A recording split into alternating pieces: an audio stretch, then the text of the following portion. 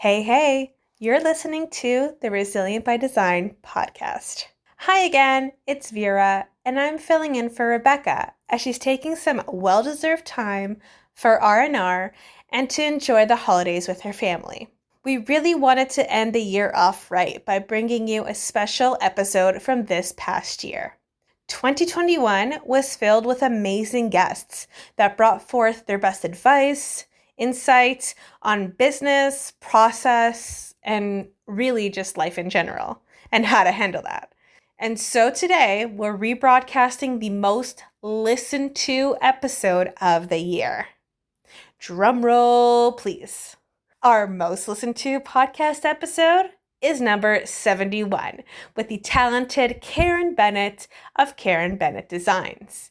This episode first aired in August, and it is an extremely earnest conversation between Rebecca and Karin where they talk about first and second careers and grasping opportunities as they arise. We really hope you enjoyed the episode. We'll be back in the new year with brand new interviews and episodes for you. Hey, it's Rebecca, and you are listening to Resilient by Design. Today, I get to interview a really awesome local designer, Karin Bennett of Karin Bennett Designs.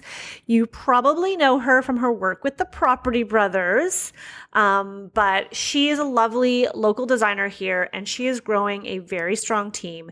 She talks about all things business. Like, we really talk about it all. She talks about money. She shares what her minimum is for projects. She talks about how to fire a client. Hello. So many of you have asked me, like, what do you do when the client's not the right fit? She has done this and talks in detail about her experience. I think you guys are really going to like it. It's one of those talks that just feels super natural, talking to another business owner. She's also a mom. And unfortunately, we ran out of time to talk about the mom stuff. This is really like nitty gritty business stuff and what she's doing that's really working for her. So I hope you guys enjoy. All right.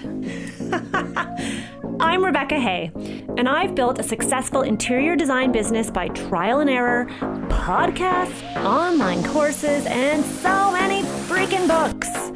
Over the last decade, I've grown from an insecure student to having false starts to careers, and now I'm finally in the place where I want to be.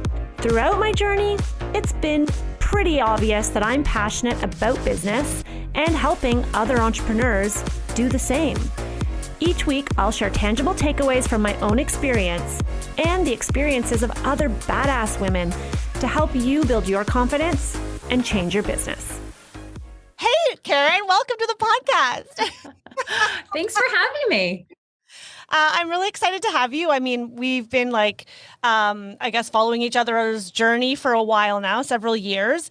And I've been trying to get you on the podcast and I finally got you. So I'm really excited. I know the designers are going to love listening to your story, your wisdom, your thoughts. I think you're a really great business owner and I want to talk about your business journey and your thoughts. But before we even dive into that, can you just give us a little synopsis of who you are and what you do? Sure. Yeah. So I am the principal designer of Karin Bennett Designs. I opened the doors to our firm probably 8 years ago now.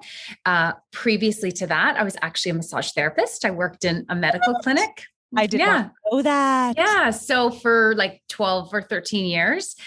And then I basically followed my passion. So I've been running KBD for the last 8 years and just kind of doing my thing, learning, failing, picking myself up, that sort of thing. And I'm a mom of 3. So I've been married for, it'll be 20 years this year.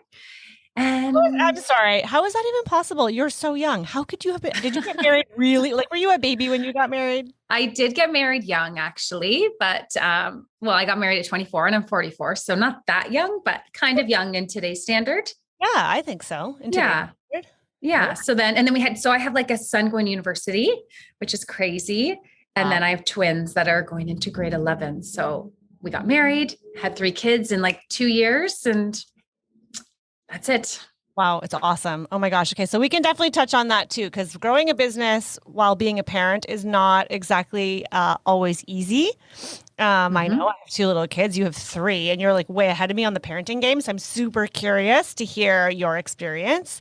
I would love to learn a little bit more about, I mean, you started your business. Did you start, because you worked in television, and I think that's how we connected in some way, right? Like you had worked. I think so. So around the same time that like I had worked on Property Brothers before I had my first. Yeah. And then I think you had also worked on Property Brothers maybe. And we were like, I don't even remember anymore. Is that Yeah. I think I started maybe 5 years ago. So when did you finish? Okay. So I started working in TV. I mean, I haven't done it as much as you have, about 7 years ago, 7.5 years ago. And then I stopped when did I stop? When I got, I don't know, when I had Sarah. So probably 4 or 5 years ago. So I think I probably stopped about the same time that you started. Yeah. Yeah, exactly. Yeah. So, and as you know, I said, so is Melanie, how is she related to you? So Melanie Hay is my cousin. She's married to my first cousin, Andrew. Okay. Yes. So then I worked on Property Brothers a little bit with Melanie. So then there's another connection. Yeah. And did you ever work with Jean Ross? Yeah, I love Jean. Yeah. So there's all these little TV connections. It's a small world, actually, once you start working in television, at least in Toronto. For sure. For sure. So I think it's interesting because when I think of you, and maybe that's just because that was when I first encountered you, is like, oh, she's working for Property Brothers. I had worked for them. Like, how much did your experience working in television shape your career? I think it did really well for me to propel me into people being interested in myself. So like, I always think like there's just so much luck involved in success. And of course there's hard work, but a lot of it's timing. So for me, if I started 5, maybe 6 years ago, I was surprised I even got the job in the first place. They found me somehow. I got an email. Hey, we're looking to hire Toronto Property Brothers designer. And I was like, wow, like, I can't believe they found me. I didn't even really know anything about TV. So I was like, okay, well, I'm going to go for it. Like I always believe, even if you don't know if it's a good fit, just kind of follow the process, see what happens. You can always decide. And I was 100% sure I wasn't going to get it. So, you first do like some email interviews and then you send your resume and then you went for an interview and all this stuff. And then I got the job and I was so surprised.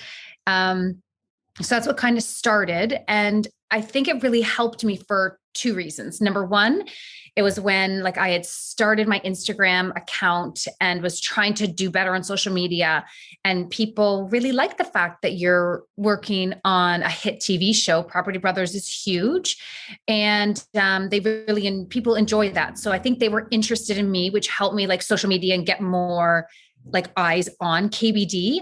And then it helped because, as you know, TV design is a fast moving machine and you need to jump on hard and work your butt off. That is like the understatement of the year. I know. I've never been on a train so fast.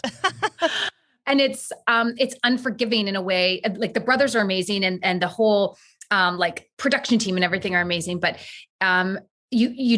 you have to keep going. And if something happens, then it's corrected right away. And same with the construction who does it. So it's like, it was really intense and it really forced me to just work really hard and to like, do interesting designs and all that sort of stuff. So I think for 2 reasons, the whole Property Brothers thing really helped me for like the social media, getting eyes on me, and then just like kicking my butt into shape. Yeah. I think especially like is that right around when you started your business? No, I probably started like 3 years before that, I would say, but it was just like, decorating some rooms and doing this. And I didn't have any other designers on my team. So, and I'd done some renovations, but I hadn't really been in charge of the construction process. So, you have to really like dig in and learn fast. And I didn't go to formal schooling. So again, like when I got the job, I was like, wow. I remember forwarding the stuff, like everything we had to do to one of my designers, like one of my friend designers who had graduated a couple of years before. And I'm like, can I do this? And she's like, yeah. You can do it. Just do it. And I'll help you. And anyways, awesome. It was good. It's kind of like trial by fire, like just throw you in the deep end and you either sink or you swim, right? Yeah. Oh, that's so awesome. So would you say that after, I mean, I know you've still, but do you still work in television? So I've done a few of the Property Brothers shows. Last year was COVID, so there was nothing happening. The December before that, we finished wrapping up Forever Home.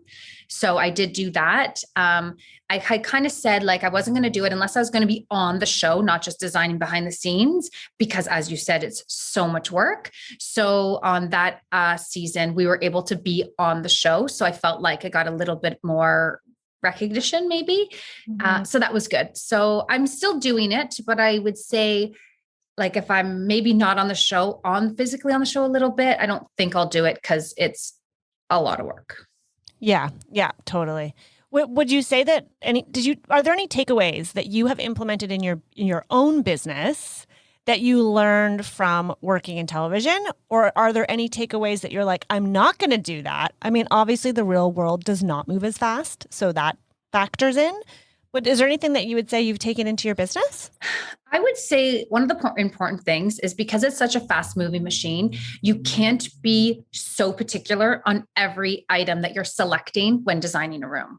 So my takeaway would be just because you can't find the perfect coffee table, whether it's not in budget or you don't have the time to source all the ones, you have to keep rolling. So that would be like putting my business hat on and like taking my like critical designer hat off and being like, it's at the end of the day, you have to put this beautiful room together, but you have to do all these other things. So the takeaway for me is like, don't get hung up on the coffee table or the piece of art or whatever. Like it's all going to come together. And at the end of the day, design is subjective. So even if I wasn't superbly happy with that coffee table, no one else is really noticing. So you just have to keep moving. Oh, so true. It's such a good lesson, I think, when you're a designer, because I think a lot of us as designers, I went to design school and you come out and it's all about perfection and putting together that perfect vignette. And you do tend to, when you're starting out, obsess over the perfect chair and like, well, doesn't exactly have the lines that I was envisioning. Let's keep looking, right? Yeah. TV does not afford you that time. But even in the real world, you have, like you said, you have to learn that sometimes you have to focus on just the client, the timelines, and the fact that it's a business. I had situations where, junior designers working for me in the past, took it really personally if the client didn't like, I don't know, one element in the design, because like for us, that was like everything. And I've tried to encourage my team to understand that it's okay. You know what I mean? Like it's still beautiful. It's very subjective. You're right. Mm-hmm. But just because we think that there has to be this drapery fabric, if you change it, it'll still look great and the client's going to be happy. And ultimately it's their home and not to be too precious about it. I think as creatives, we tend to get take it very personal. Yeah. Like it's like a personal affront if someone doesn't like the chair, if we can't find the coffee table. And so we find a substitute and it always bugs us. When you have those projects and you look back, you're like, oh, I'm still so frustrated. I'm still annoyed that I had to use that coffee table. Yeah. Let it go. Yeah. Let it go. Absolutely. But I think that's because you are different than the typical creative because you wear your business hat a lot. And I want to talk about that because I feel that I'm somewhat the same way. It's funny for me, starting out in design was because I wanted to be creative. I always wanted to run my own business though. So I think I had that. I just didn't realize that entrepreneurial side was there. Yeah.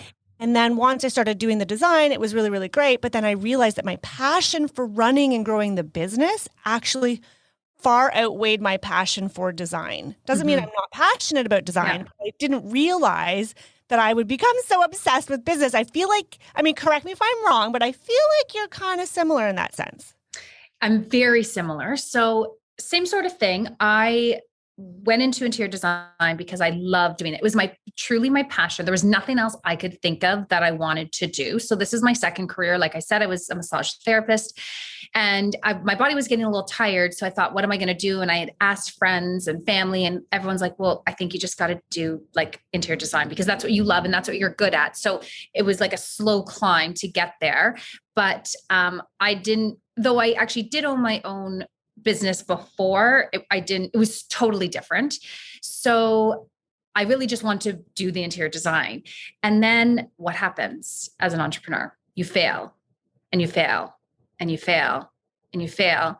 And you have to like pull up your socks and learn and move on. And you're crushed and you feel awful and you feel like you're this big, but then you learn. So early on, I just kept saying to myself, when I felt this small, let it hurt and don't do it again. So whatever the mistake was, whether it was giving up my control to a client, which can happen, or like a billing thing or anything, like what the millions of mistakes that I just like, let it hurt, let it burn, and don't do it. So like, I feel that my business over the last 8 years has been try something, fail, learn, move forward. And that was more business, a lot of times more business than design. Or it could be like I had a trade that wasn't great, or someone kind of screwed me over, or this or that, or whatever it is. And so I find it really interesting now, as you start getting a little more successful, you're like, yeah, of course. And then to me, like as a business owner, your process is everything. Like you, and you're so great because you now coach people, but like your process is everything. Like if I was starting out, oh my gosh, I would buy every single piece of help from a designer I could, because your process is everything. Yeah. And otherwise you're just going to fail and learn the hard way. So you might as well cut to the chase and do it and learn from the beginning. I failed all the hard ways. Totally. Yeah. Like I remember thinking, why is there not a roadmap? Like I even went to design school and I'm like running my business actually when I was working for the other designer and I saw how chaotic things were and that there wasn't a set system or a process. I remember thinking there's got to be a better way. But then there weren't. I mean, I guess there was business of design and that was it, right? Yeah. Yeah. Yes. Process is everything. So did you know that though? Like when your trial and error, learning from mistakes, and then you say process, like, did you always have a process? Like when you opened your design business, did you know that that was something you needed or did it develop over time? No, I didn't know. I just would fail. And I'm like, what went wrong? Like, how did I get here? How did this happen? And then like, I wouldn't have even had the words to say the process. Like I didn't even think that way at all. And then it took probably a few years to be like, okay, like I need to do this. And then like, I need to be strategic in what I'm doing, not kind of fly by the seat of my pants. And I need to be the one in control. So when I have a client, this is my process and that's it. There's no discussion about my process. If it works, great. If it doesn't, fine. But this is the process and this is how we run our business. Mm-hmm. And that's okay. And I actually think clients like that. They want to know. And more often than not, they want to jump on board because they trust you. If you don't have a process and it feels like you're flying off the seat of your pants, clients are going to know that. Mm-hmm. Totally. I mean, I look back on my early years and I think, oh my God, I'm embarrassed for like Rebecca 5 years ago. Like I'm legit. I don't even know how those clients are still in my life. Like I know they're so gracious. I mean, somehow it all turned out okay. The space looked good, but I can tell you, I've had clients say to me like, that was a chaotic process. It's so much learning, much learning. Oh and don't you find that when you have the process and you learn from these mistakes, when it runs smooth, like it's all about running smooth. And like you said, it's rarely about the room turning out because more often than not, it's amazing. Mm-hmm. It's just the whole process. And I find that as a business owner, I want to know how long it takes for me to design a room. And I want to account for that time. So I do flat fee now. So before I would go hourly, and I really like flat fee because I like a client knowing what to expect and being happy with that. Like to me, it goes so much better. But as a business owner, I need to know how long this is going to take me. Otherwise I'm going to lose. And I don't like to lose. Yeah. I love that. I don't like to lose. A tough cookie. Okay. Question for you. What do you think is better, to be really talented as a designer, but not have great business savvy, or to have incredible business savvy and just be a mediocre designer? What do you think? I mean, it's not better. That's the wrong question. Yeah. What do you think is more successful, I suppose? Yeah. I see that. It's so funny. I find this so interesting and so intriguing, this whole discussion, because I see so many designers who are so talented, but from what I see, I don't think they're necessarily financially successful. And then I see people who I think are running a really great business, and I'm really impressed. And I don't maybe think the designs are completely top notch. So it's so interesting how even that happens in our industry.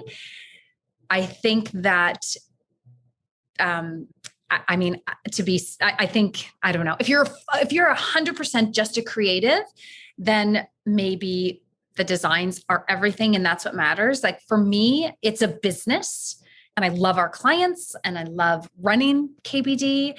But to me, like I put my business hat on more often than my designer hat. And I think if you want to be successful, I think that's more important, which is so crazy if people who aren't designers are listening to this. But if you are a designer, to me, it's all about knowing how to run your business. Yeah. And I mean, some people are fortunate to have a partner who can do more of the business side. Yeah. But if you don't, then you kind of need to learn it. I agree with you. It's like opening up a magazine and you open it up and there's like some beautiful spaces. And then there's some spaces you're like, really? Like the house that I just did is way nicer than this. How did it get in the magazine? Because they have like a publicist or really business savvy and they're, they're pitching and or whatever it might be. And so it's important to understand that. I also say this to all the time to designers. I say, it doesn't matter how good you are. It doesn't actually matter how good your designs are if nobody knows that you exist. Yes. Right? It's like you see someone's work. I've had designers call me who are like, can you just help me price out a job? And I'm like, why are you calling me? Like your designs are way better than my designs.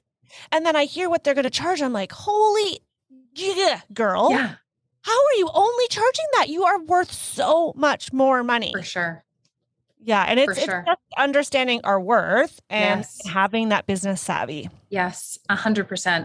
I love talking about money with my clients. I love talking about money with the contractors. I love talking about money, and with other interior designers. I love talking about money because I find that if we're not transparent with each other as business owners and as designers, it actually doesn't do us any good. First of all, I want everyone to succeed. Like, honestly, I want everyone to run a great business and to make what they're worth. And almost always it's not the case.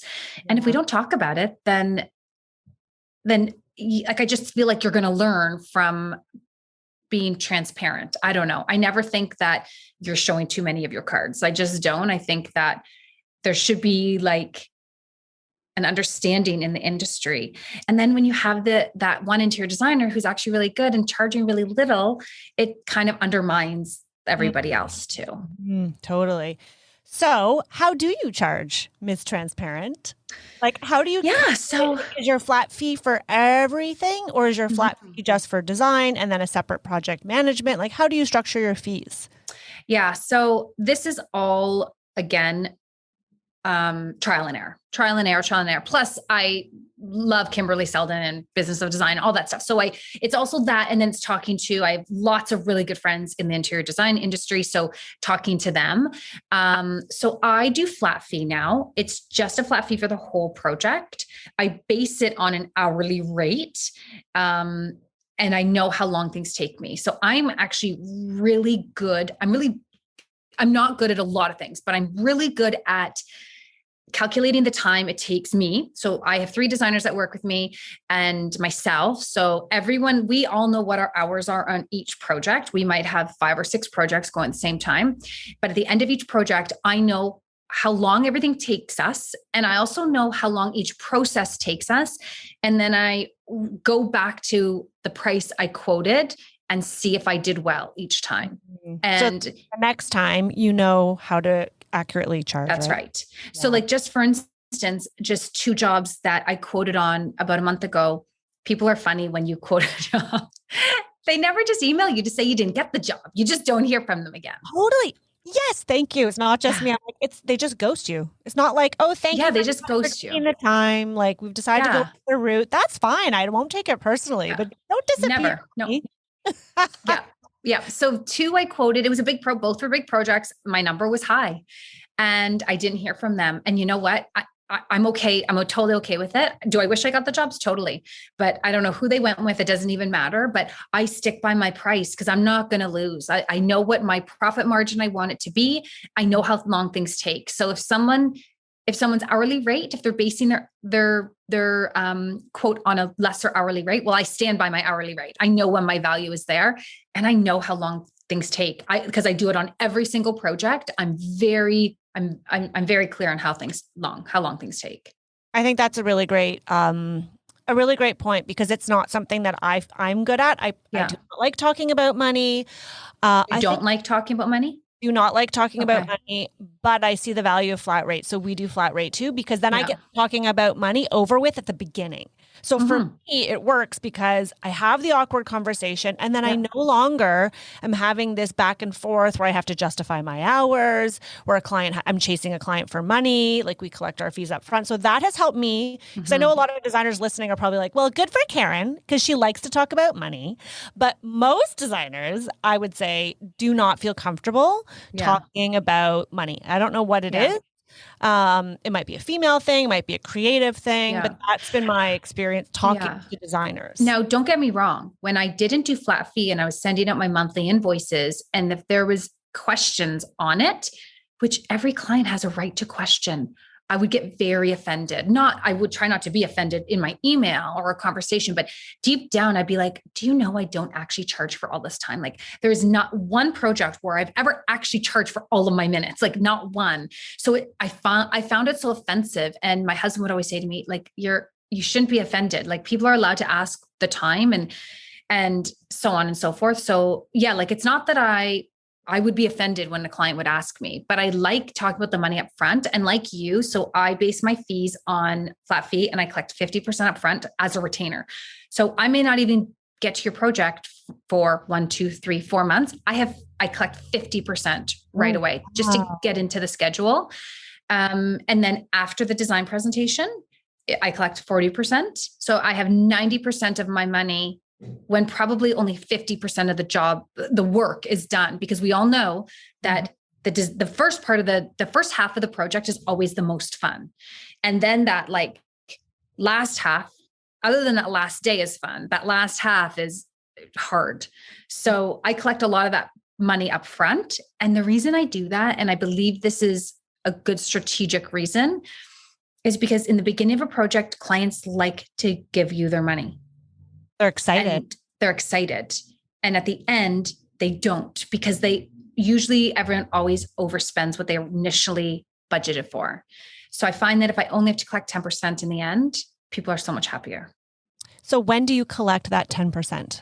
So I actually don't like to collect it when the project is done, because I don't feel comfortable someone owing me money.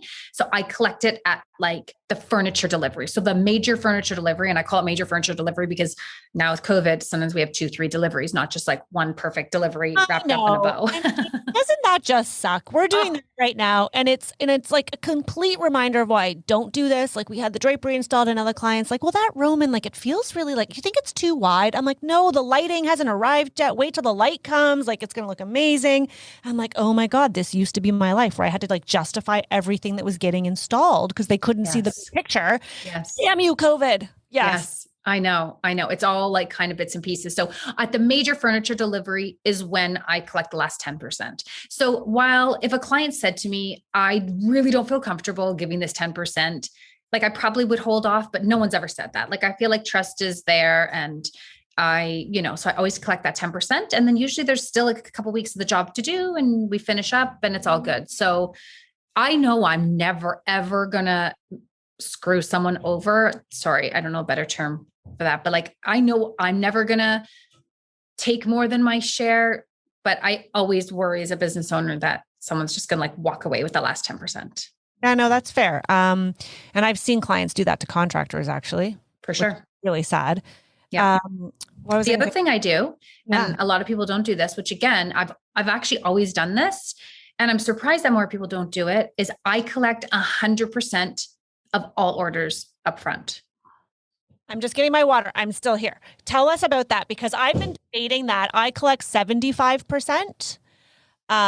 Because it definitely more than covers the deposits I make. But tell us about the 100%. Oh. Do you get pushback? So I also should say that I pay 100% also. So if it's a new supplier, I will pay them 50% because I'm always a little bit worried some shop might close down. But if these are vendors and like people that I've been working with for years and years and years, and they've been in the industry for 10, 20, 30 years, then I feel confident. I actually pay them 100% upfront because my accounting bill is giant every month because there's so much back and forth, but I just find it easier to collect all of it and pay all of it. So I actually pay the full thing as well. Wow. Even if they only want, like, say it's a custom sofa and you only need to give them a 50% deposit, you're like, no, I want to pay you in full. Yes. Wow. That I've never once heard of a designer doing that. I know. I don't, it could be wrong, but it works for me. It works for my accounting. It works. So clients will sometimes say, why am I paying 100%? And I just say, because we pay 100% up front. And the reason I pay 100% up front from the client is because to me, we're always asking for money. Like you have 10 projects and you know, there's the design fees, there's the furniture, there's the drapery, there's plumbing fixtures, there's like all this stuff you're collecting for, that if I can collect it once instead of twice, it's half the work. And I feel that the amount you're asking for matters sometimes less than the amount of times you're bugging somebody. Mm-hmm. So I just find it easier and everyone pays it. And then it goes back to my thing of people are happy to pay in the beginning and they don't want to let go of their money as much in the end. So like I said, so essentially they're paying all their furniture, all their lighting, everything 100% front. They paid 90% for me, design fees by the time the presentation is over. So really the majority of the time of their project, they actually are only paying 10%. Yeah, that's nice. I so like that. They leave feeling like they're paying a lot in upfront, but they leave not feeling like gutted that we're like raping them of all this money. Yeah. And then, so you calculate your fee based on the hours you think it's going to take your team based on past experiences, right? Yes. Are you involved in like the implementation, the project management side? Like how involved are you? Are you on site every week? Like what's your So I'm like the main person who does the designs. So basically I'm the person in the beginning of the project. I do the consultations. One of my other designers, Elisa, also does consultations, but I'm usually the person that does the consultations. On average, I do 2 a week. So I take one day and I do consultations, and that's how I get into client homes. And my consultation fee is not inexpensive. And the reason that is because I feel that if you don't want to invest in that, then we're not your people, and that's okay. So, you know, if you want a price shop, then great. We're just not going to be your people. And it's never going to turn into a project if our consultation fee scares you off. Yeah. So how much do you charge for a consultation? So we charge $6.95 or $7.95 for 2 hours. So I feel like those have been my prices for quite a while. I could maybe put those up, but I'd say they've been my prices for like 5 years. So the $7.95 is just if I'm going a little bit farther and people still want me to come. I don't tell people you're paying more. I just send the $7.95 PDF once I know where they live. But so basically we get into people's homes and then we quote a job. So I actually quote the job. I determine scope of work with the client, quote the job. I'm actually going to not keep doing that. And one of my designers is going to do that. Nice. My goal too. I've created a whole like Excel formula on how to do it. So my goal is, because I'm the bottleneck, I have to go home, enter in the information, and then my team's waiting on me like, hey, what are we charging? So I can send the proposal. And I'm like, shoot, I'm out somewhere else and I didn't get a chance to do it. I love that. Tell me how you're going to do it, because I'm like on the brink of doing that. Yeah. So basically, again, our admin coordinator is going to do that. Lisa, she's amazing. So she just has a breakdown of how long a room takes. So like, I know how long a room takes. I have a varying range, and then we just multiply it by our hourly rate. But that is a nuanced approach, because if I think in the beginning, the client is going to be difficult, I will I will compensate for that. Or if the job is amazing and it's like a new build and everything's gorgeous and I want to get photos and they were so great, then I might nuance it the other way. So like there's definitely like, I will always go over it with Lisa before she sends it off. The other thing, Rebecca, I'll say is I think when I'm determining the price, the fee all the time, sometimes I undercut myself. Whereas I like someone to hold me accountable and be like, no, like it has to be this because ABC. You know what? I have to agree with you 100%. And I hope designers who are listening, this is a big takeaway.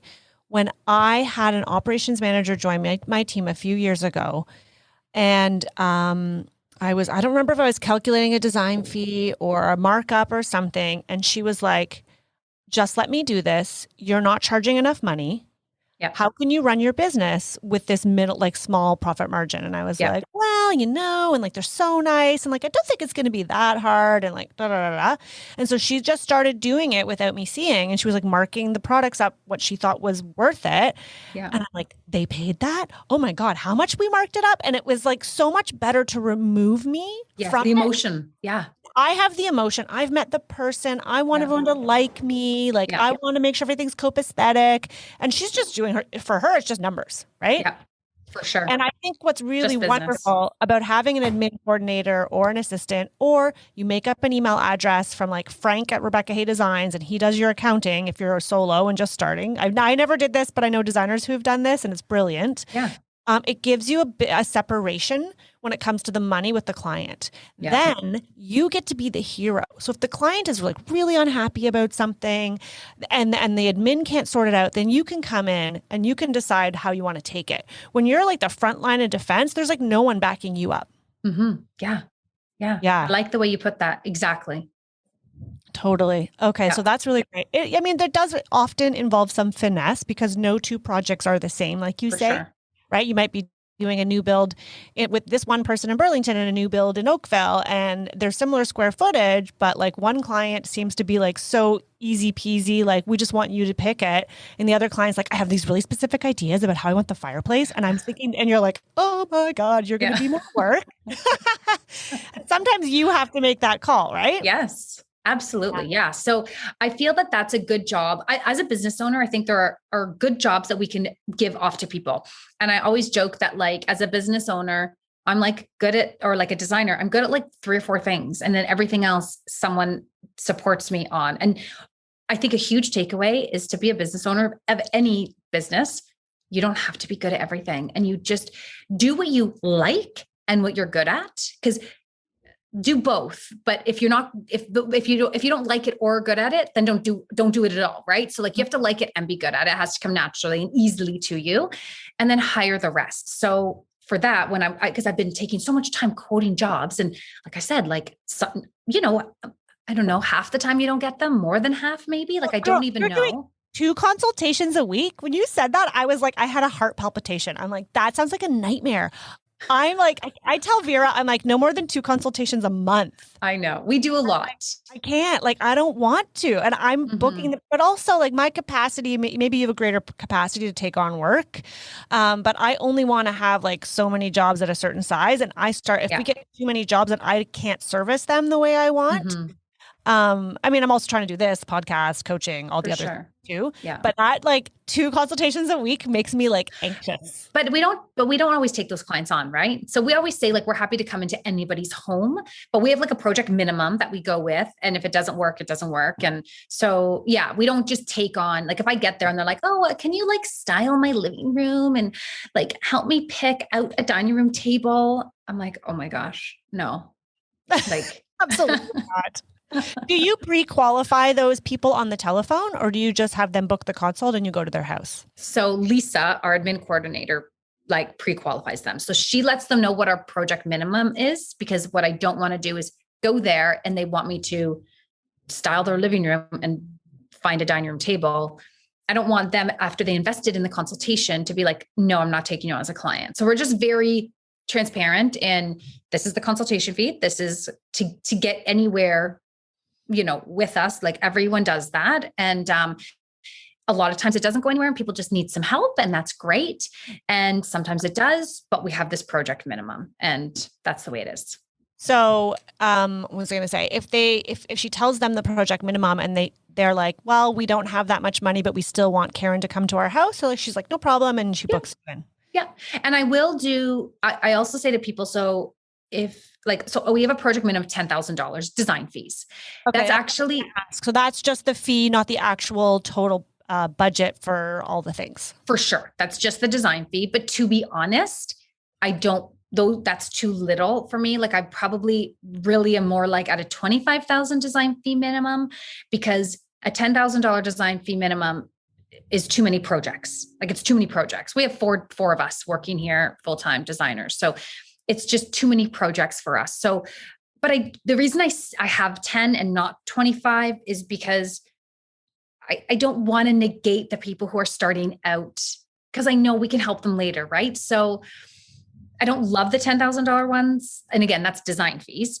But I keep it like that. I prefer obviously like 50 and more, because I'd rather do a bigger project. I prefer 100 and more, but it just depends what the project is. I have had a saying that for like the last 3 years, less projects, bigger projects, less projects, bigger projects. So yeah, well, because the thing is, it takes the same, like, for the same amount of money, it's more work to do more projects and more time, right? Even though you're budgeting time and all that, because you got to shift gears, you got to stay on top of like this kitchen and then this main floor, as opposed to all of your thoughts are towards one house. I'm the same way. I mean, when you're starting out, like it's really great to be in that place where you are and where I am. I'm saying no to smaller projects because I want to do the bigger projects. But even when you're starting out, I think it's okay to say like, this is my fee or this is a minimum, because you need to make sure you're getting paid what you're worth and paid for your time. Because I know when for those listeners right now who are pretty new at this game and are thinking, well, that's nice, you guys can charge $10,000. Sure. Obviously, like I did not always charge thousands and thousands of dollars. I'm sure you didn't either. Yeah. Right. I used to, when I look back at what I charged, I think, oh my God, I was like negative. Like I was a charity. How did I even pay my bills because of the time I put in? Like, and I made $5,000 over like 6 months or something ridiculous like that. Right. Yeah. You do have to stand your ground. Okay. Speaking of standing your ground, there's something I want to ask you. What happens when you get a client and it's not working out? Because I think this has happened to you recently based on some Instagram stories, which I love that you share. How do you fire the wrong client?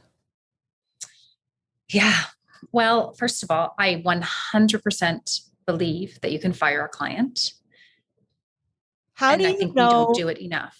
Like, this is my question is like, because speaking for a friend, wink, wink, like, how do you know when it's time? Do you know what I mean? Like, it's always too late. First of all, when you do it, it's always too late. So these clients, of course, I knew them beforehand. Every project that has gone sour, which I'm maybe I can think of 3 offhand, but there probably is a couple more. So I'll say 5 in 8 years. It's always been somebody I know. That makes it so much harder. Always. Honestly, I don't work for friends. I say like, there's maybe like a handful of people, and if you need me, I'm going to do it for you for free. Like you're my friend, you're my best friend, my mom, my dad, whatever, my aunt, like my sister, right? Like that's it. And I'll help you. We'll get this done, whatever. Don't bug me too much kind of thing. But everyone else, I charge full price. I don't care if you're still a good friend, full price. I don't give anybody deals because it never works out. It never works out. So if people don't value and want to spend the money, then it's just not going to be a good fit. So, sorry to come back. So yes, I believe that you should fire a client 100%. So of course, these clients I knew from years ago, and they were really great until they weren't. I feel like they tricked me. So you got duped. I did get duped. They lured you in with their nice smiley. Oh yeah, we want to spend all the money. We love everything you do. Yeah. Just joking, Yeah. So it was great. They were really good. And then we did the presentation. So this was during COVID. So we sent the presentation to them before, and didn't do it in person. Yeah. It never Not works ideal. out, because if you can't talk, at least we should have, we gave it to them, because again, COVID, you need to have your designs ready well before construction. So everything has to be done. So we were coming to this timeline and we were like, we had to show them the designs, but we couldn't actually like Zoom call or whatever for like till the weekend. Like, so that was my first mistake, is I sent them the designs without following up right away. So they have time to mediate or marinate in these designs, and they worry because as you know, a presentation takes a long time. You talk them through everything, and everything is so specific. And so there's a reason for everything we do, and we put it together. You give them the rationale. Like there's a design rationale. Like we chose the plaid drapes because it ties in with the blue, and they might just see it and be like, plaid drapes. What the heck is she thinking? For sure. Yeah. So it started with that. And I got this email. I think she was trying to be cheeky and cute, but it was rude. Basically, they didn't like anything. Or I would say they liked 50%. But in our business, 50% is a lot, right? Yeah. Like, so I generally, in my contract, I allow for 1 revision per room. So, you know, I'm a little bit soft on that, but generally, right? So if we're designing 10 rooms, you kind of are allowed 10 revisions, not revisions, 1 edit in 1 room. Oh, that's so interesting. I don't do that. Maybe I just say 1 round. No, I don't like 1 round. As long as it doesn't change, like alter the scope of work. Yeah. And typically it's like a handful of things, but I like that. Yeah. Okay. Yeah. So so 1 edit per room. So if there's 10 rooms, if 1 room has 3 edits and, you know, as long as it adds up to about 1 per room, otherwise revisions are so much work. And the overall design is compromised. So anyways, when they come back and they don't like 50%, like think of 1 room, there's probably 30 things that you've picked in this 1 room. So imagine they don't like half of that times 15 rooms. Oh my God. So I wrote an email back that was like very strict in my approach, right? Which then they didn't like. Had you had Zoom at this point or no, not yet? I know we hadn't. They got back to me within a day that all the things they didn't like. I came back, and I think if I came back super gracious, maybe it would have gone better. I wasn't rude or anything, but I was very strict in my response. The way we do it. Revisions then is included. Yeah. And then she was very upset. So then I softened my next email, but stood by it. And she was so offended. So then I said, I think we need to part ways. Like, I think we need to part ways. And then they were so mad that the construction was starting in a month. And I said, like, I'm not leaving you high and dry. I am going to give you everything. And let me tell you, most designers wouldn't do that. They would just say, it's not a good fit. Goodbye. I'm not doing that. I'm literally going to give you everything. I wasn't trying to teach them a lesson. I just didn't want to work with them anymore. So I said, like, I will set you up. I will give you everything. I'm going to give you the details, which I normally even wouldn't give. I'm going to give you all the details so you can hire somebody else or you can move forward on your own. And they were so mad. So I had a call with him and he was very rational. And then we had another call with her the next day and she was so emotional and so mad. And I should have just stood by it. What a freaking nightmare, Karin. Yeah. Were you like having palpitations in the middle of the night? I feel like I would be like anxious all night long, worried about it. That it's so funny because I work with a construction crew, the same one a lot. And I'm pretty even keeled. Like I'm not super emotional. So we were outside of another job site. I was talking to them on the phone and I didn't even know I looked distressed. And like one of the tradespeople like called the owner of the construction company. They're like, is Karin okay? Like something's going on the front lawn. I've like I was just on a call with them, like trying to defend myself because she was so upset. Like, why are you upset? Like, I'm like, I don't know. Anyway, so I took them back. So again, you know, I should have stuck by it. Oh girl. And it just went downhill. Like we did all the revisions, didn't charge them anything. They were really good at then the presentation meeting, but she was rude the whole time. So then you have 6 months, you have 4 months of construction and then whatever. And then finally at the end of construction, So I didn't leave them high and dry. I was like, the last straw was my parents were over and I read them this email and they're like, that's unacceptable. And I'm like, I know, I need to fire them. Like even though it was the very end of the job. And I fired them. And I just said, like, the way you treat me is unacceptable. So I'm walking away, and I couldn't quite just walk away because there was still like some furniture coming in. So I just said, I will have no more correspondence with you. You will deal with our amazing designer, Amanda, who was kind of the second in that, on that project. And that was it. So they still paid you in full for the whole thing? Yep. I got paid. Well, because remember, I collect 50, then 40. Actually, were they hourly? I forget. Anyways. Yeah, I did collect the fees and stuff. So yeah. And then anyway. Sometimes it's not worth the fee because like I recently had to make a big decision and I had to not fire, but I turned down what I thought was going to be a credible opportunity and an incredible cash flow for the company. But it was turning out to not be what was promised or what was expected. And the number of hours, the drain on my team, I quickly saw that it was spiraling out of control and that we would probably lose money. And I just this week actually I had to pull the plug. I'm like, I will finish what we've started, but I cannot continue. And it was a business decision and it was hard. Now it wasn't emotional. Like, I don't think I probably would have been just the same as you, if not softer in your situation, because like when it's on a personal level and there's like another human being who's like upset by my actions, then I'm upset. And it's like, I'm a very sensitive person.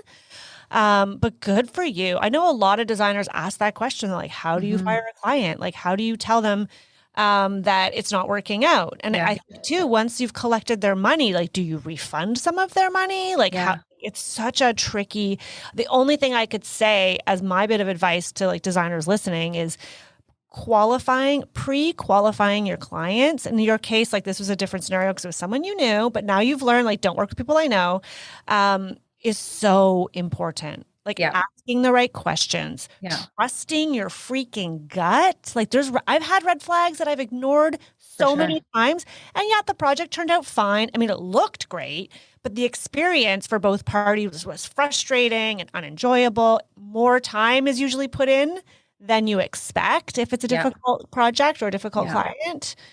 Oh man. Good for you though. Yeah. The takeaway, it's funny. So then I did do an Instagram story. I know I do a lot of Instagram stories. So I try to keep them upbeat, but be transparent. So I kind of have a hard time drawing the line because I never want someone to look and be like envious, but I don't want to be Debbie Downer. Right. So I try to keep it upbeat, but this happened and I was like, I'm just going to share it. So it said like how I fired a client and you know what, you're allowed to fire a client. And if you're really good. And the biggest thing was I should have done it months before.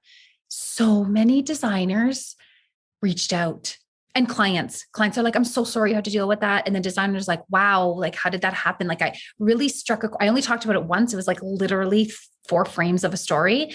And people were really interested and surprised, which was interesting. So they ended up knowing that I had also blocked them from watching me because I was like, you know what about those clients? Did they follow you on Instagram?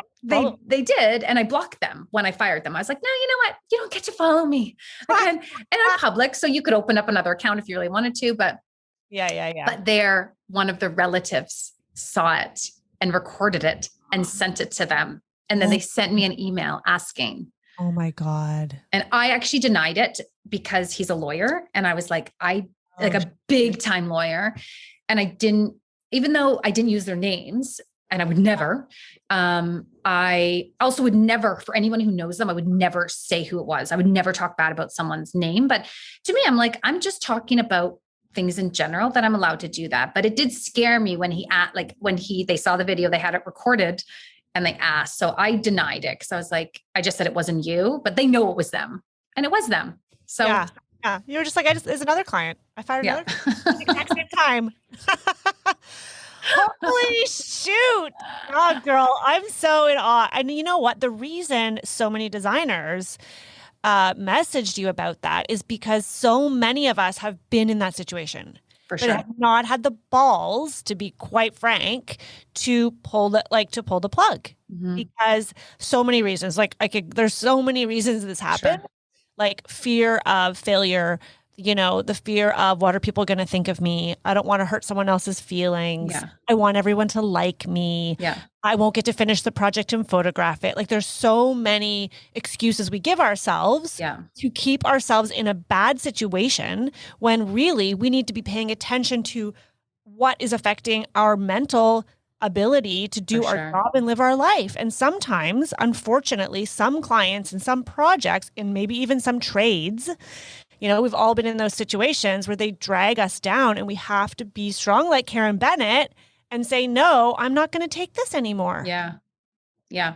My only takeaway from that and my advice to people listening is to do it sooner. Like right when you think this is not going to be good, just let it go. It's never going to be worth it. The amount of money you're going to make is not worth it. A lot of times it's not that much money because that's part of the problem is, whatever, but just walk away sooner. Yeah. I'd say that that's something that I'm learning in life is when you start to get the inclination of I think I should do this thing, or I'm really not feeling good about that situation. Yeah. That's when you need to act. Yeah. But we have this, I interviewed someone else for the podcast. I can't remember her name right now. And she is like a life coach. And she said, there's this thing called the terror barrier. And I was like, ooh, that's catchy. I like that. So it often holds people back from acting and making a decision on something that they want to, whether it's something that they desire for their life or it's a situation that's not working for them, because it's this barrier of fear of whatever, maybe the things I listed before. It could be a fear of you're stepping out of your comfort zone or whatever it is. And it's so, I heard it and I'm like, that is so applicable for designers, right? Yes. Yeah. Cause we're pleasers. Our job is giving people a beautiful home. We're literally pleasers, but as a business person, you can't be a pleaser. You're running a business. So it's just a totally different hat. And it's so hard to be able to do both. Totally. Okay.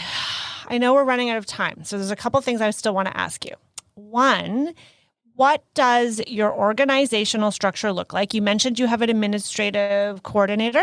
What does that look like? Does she manage all of your invoicing and purchase orders and deliveries and that type of thing? And then what do the others do? Yeah. So I have 3 designers and an admin coordinator. So my admin coordinator, like I said, is going to start doing the quoting. That she's just taking that off my plate. So I'm really happy about that. And then she does, oh my gosh, every single thing. She does all the back work. So whether it's updating my website or Pinterest, I do my Instagram, I do all that kind of social media stuff. But just all the back end stuff, business cards and this and that. She's frontline for everything. So Lisa is who you will talk to when you email or call us. It's Lisa always. It's not me.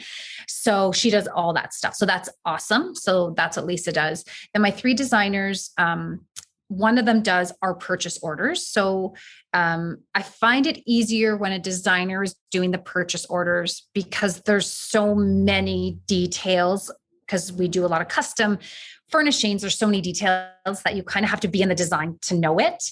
So she does all of our orders, manages all our orders. During COVID, it's probably used to be 30% of her job. And I'd say it's almost 60% of her full-time job, if you can even believe that. And then she does designs. She's amazing at reveals and styling and decorating and putting things together in presentations.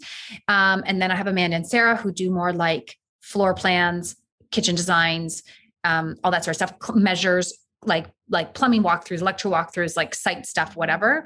And then I do managing KBD. And then I do the primary selections for everything. So for any design, I start doing all the designs, selecting all the stuff. So I'll have a furniture plan, like a floor plan from Amanda or Sarah. They do all our CAD stuff.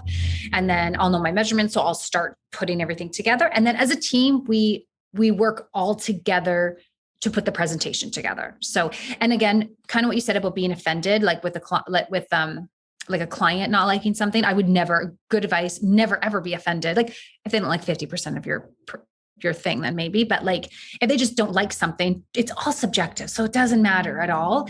And then same with when the four of us get together and put a design together before the presentation, someone will be like, honestly, I don't like this ottoman or this or that. And like, we change things all the time. No one gets offended. Like, we just kind of work together and then it kind of comes together. And then after that, I have, depending on who it is, if it's order problems or order questions, it's Elisa. And if it's like plumbing issues or this or that, it's Amanda. So like everyone has different roles. So I've also taken myself out of the after presentation, that whole phase I'm out of, which I really, really like. Yes. And then I come back in the end. Yes, me too. I know what's happening. They tell me everything, something happens. I know what's happening, but I don't. You're I'm not the person going to say troubleshooting the drapes, troubleshooting or even just meeting to oversee, like, what's the progress, what's happening. Yeah. Meeting the trades, all that stuff, like a plumbing fixture doesn't show up. And then, it's this 8-week delay. And like, I just don't deal with any of that. I know everything that's happening, but I don't do that. So everyone kind of has a role and it's working really well. The time when we really come together is like right before that presentation, and everyone kind of does, because everyone's good at different things and we kind of nuance it together. And yeah, it's going pretty good. I love that. I love that every designer I talk to has a different, that's why I always ask this question. Like, I'm always fascinated how someone's organizational structure is, because they're always very different. Surprisingly. Yes. I mean, you'd think like, hey, what is for the longest time, I was like, what's the formula? Like, what's the organized, what is everyone doing? And like, everyone is doing it differently, which can be frustrating, I think, but it's helpful to hear how others are doing it. And then for anyone who's listening right now, they can say, oh, I like that amount of collaboration, or that doesn't work for me because of whoever's on my team or what have you. I would love to hear what other people do, because I'm always open to change. Like, I'm always open to redirection and how things are, because like, you only know what you know, right? So this is actually working well for us, but I'm super open to like things changing, because I think it's so interesting. And I certainly don't think I have like the perfect formula. So I love hearing from other designers what they do. Yeah, totally. And do you work from your house, or do you guys have a separate studio? Yeah. So we have an office. We're located in Burlington. So we did work out of our house forever. And so now we're in a office building, and we actually share like mutual space with another designer, which some people think is crazy because you're competing. But it's amazing, and I'm all about collaboration, and I think it's so great. And we've had clients reach out, or people like homeowners reach out to her and to me, and like, I'll tag her. Like, if we're doing something together, I'll tag her. People know we work together. At the end of the day, they could watch my stuff and be like, oh, I'm going to follow Nikki from NFG, and Nikki's amazing. Yeah, but you know what? It is what it is. And if people are like, oh my gosh, I like Nikki's designs better than Karin, perfect, then go for it. Like, it's also all good. Like, who do you gel with? Like, you both have different personalities. Like, we're all such unique individuals in the way we approach design. It's completely about, like, I'm right now at the Collective Workspace, which is all about that. It's like what you have on a larger scale, right? There's like a multitude of designers working, sharing the space. Their clients come in for presentations. I think it's wonderful. Yeah. Me too. Awesome. I love, especially women, but I love when people work together and don't compete. And, I just think it's really important. And again, our business is subjective. So what you do, like, your designs are amazing, and Nikki's designs are amazing. And you know what I mean? But it's just who you jive with, and, whose designs speak to you on a personal level. And that's it. Okay, so our time is up. I wanted to talk about being a parent. We didn't have time, but you know what? We can have you back, and you can talk about parenting and running a business, because that's like a whole other like big topic. For sure. Before we sign off, do you have any last nugget of wisdom for my listeners?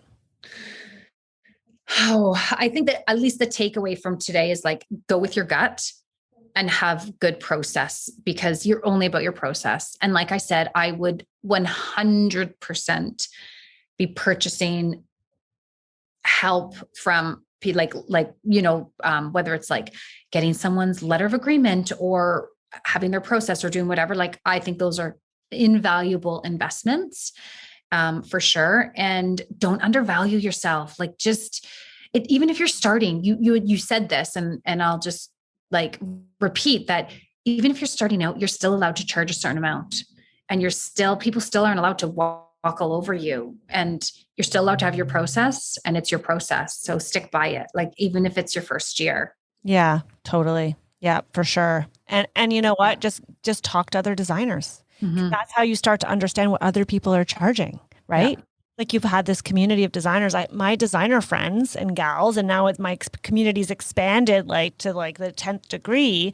Now, like, I'm able to talk, like, have these conversations like, oh, so-and-so is charging that. And so-and-so, well, I feel like I'm a little bit, here in relation to them and their experience. So maybe I should be charging. Like, I see it all the time with designers in our like the Facebook group where they're chit chatting. They're like, well, how much do you charge? And someone's like, that's too little. You should charge more. And there's so much of this collaboration and like trying to bring each other up. And by sharing, I think it helps to give designers the backup that they have that value, even if you're just starting out. Yeah. Even if you don't think you should be that, go for it. Go for it. Cause you deserve that. Like, don't think you have to charge the most minimal amount because you're starting out. Like, you don't. Yeah, totally. Yeah. You can take the small jobs, take the smaller jobs, but still charge appropriately. Yeah. I love it.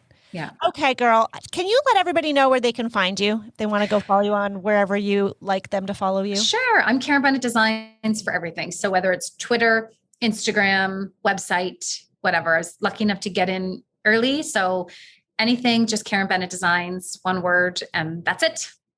Awesome. Well, thank you very much for joining me today for the podcast. Thank you. I appreciate it. Okay, guys. Whew, wasn't that so good? Karin, thank you so much for sharing so candidly. I guess just everything that you're going through and how you've really structured your team. I think it's really special to see that you guys collaborate so beautifully together. I also thought, like, for me, a big takeaway was that you're not doing those onboarding calls, those discovery calls. And that's something that I've thought about for a while, but haven't yet pulled kind of the trigger, I guess, on that. So I think it's something I want to explore for sure. The more we can delegate to free up our own time to focus on, like Karin says, the things that we love and to do and are good at makes so much sense. I mean, ultimately, probably if you're a creative entrepreneur like me, you got into business because you want to create, or there's a certain area of it that you would, if you could all day long focus on one thing in your business, what would it be? And then look at, are you doing that? If not, maybe there's an opportunity for you to hire some people to help you so that you can be freed up to do what's really your skill set. Anyway, I think it was a really great conversation. I mean, I'm hopefully going to have a little bit more gumption in the future if I do need to let a client go. That's going to be a hard one. But anyhow, thanks again for Karin's very honest conversation. If you guys like this episode, please head on over to Instagram, give me a DM, let me know. Obviously, we'd love for you to join our Facebook group. It's called Designer Meetups. It's where we can all talk about the episodes, but we can also just share resources as designers and really support each other. So we'll share the link to that in the show notes. I'll see you guys soon. All right, there you have it. That was a fantastic conversation between Karin and Rebecca. We really hope you enjoyed this rebroadcast. You can definitely tell why this is the most listened to podcast episode of 2021. It's an honest and open conversation, and it fills you up with hope. We are so incredibly grateful for all the love we've received for this episode and all other past episodes. Over the past 2 years, we've had some fantastic guests, and we can't wait to bring you many more insightful conversations in the upcoming season. We hope you enjoy your holidays, and we're excited to see what 2022 has in store for the podcast. Anyway, that's it for now. Happy New Year, and we'll be back very soon with brand new interviews and episodes for you. Okay, see you soon.